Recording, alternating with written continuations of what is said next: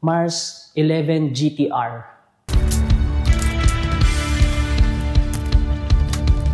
Kita ko yung mga lights na gumagana. Ayan. So, ito yung pinakang left and right signal turn. And then, ito yung brake lights also. Ayan. Ito naman yung RGB lights sa side deck. Ayan. And then, ito yung pinakang headlight na. Ayan. So, ganyan siya kaliwanag. So, and then, dito naman guys sa pinakang TFT display. Check natin yung features. So, dito makikita nyo kapag press nyo yung M button. So, marami siyang mga features na pwede nyo makita. Ayan. So, yung size pala nito guys is 3.5 inch. So, pare-pares lang sila sa Mars 11 GT and then sa GTR. So, yun. Bali na change ko na siya sa kilometers per hour. So, marami din siyang features na pwede nyo rin siyang baguhin.